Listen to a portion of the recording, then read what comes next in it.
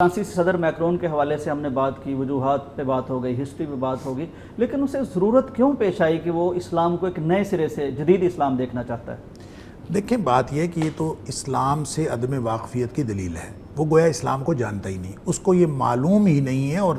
جن لوگوں کو معلوم نہیں ہوتا،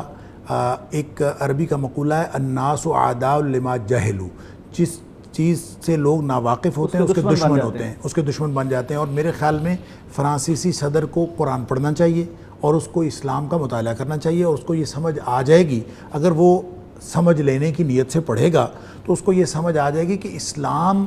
دنیا کے دوسرے نظریات کی طرح ایک ایسا نظریہ نہیں ہے جو ایک خاص وقت کے لیے ہے اور خاص وقت کے بعد جا کے یہ آبسلیٹ ہو جائے۔ ان کے خیال میں یہ آبسلیٹ ہو گیا ہے، اب اس کو نئے سرے سے مرتب کرنے کی ضرورت ہے۔ اسلام ایک زندگی بھر کا اور قیامت تک کے لیے رہنمائی کا ایک اصول ہے۔ اگر اسلام کو کوئی شخص سمجھتا ہو تو اس کو یہ معلوم ہونا چاہیے کہ نہ اللہ کا قرآن پرانا ہوتا ہے، نہ نبی اکرم صلی اللہ علیہ وسلم کا فرمان پرانا ہوتا ہے۔ قرآن کے بارے میں نبی اکرم صلی اللہ علیہ وسلم فرمایا لا تنقضی عجائبہ ولا یخلق عن کثرت الرد، یہ کبھی پرانا نہیں ہوتا، اس کے عجائبات اور اس سے نکات اور نئے نئے جو دانش کے مطالبات ہیں وہ انسان اس سے حاصل کرتا جائے، یہ کبھی ختم نہیں ہوتے۔ جدید ترین دانش کا جو تقاضا ہو سکتا ہے قرآن اس کو بھی پورا کرتا ہے، اور جدید ترین دانش کا جو تقاضا ہو سکتا ہے اللہ کے رسول صلی اللہ علیہ وسلم کا فرمان اس کو بھی پورا کرتا ہے۔ یہ اس کو وہ کیسے سمجھے جس نے اسلام کو جانا ہی نہیں، جس نے اسلام کو پہچانا ہی نہیں۔ لہٰذا میں صرف فرانسیسی صدر کی بات نہیں کر رہا، میں پورے دنیا کے غیر مسلموں کو دعوت دیتا ہوں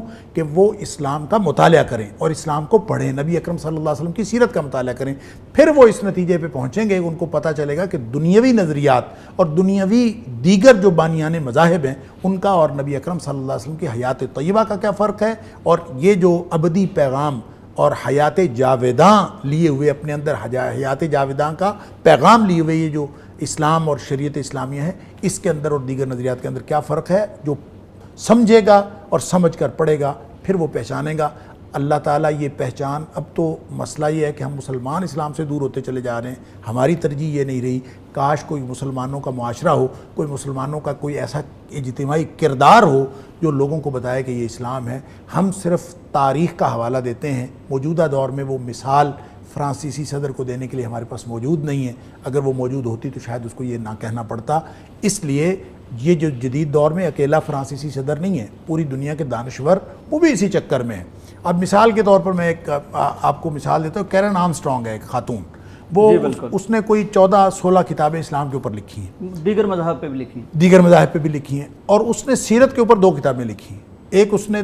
1996 میں غالباً 90s میں کہیں چھپی تھی، 2006 میں ایک اور سیرت کی کتاب لکھی اور اس کا نام رکھا ہے محمد صلی اللہ علیہ وسلم دا پروفٹ آف آور ٹائمز، اس دور کے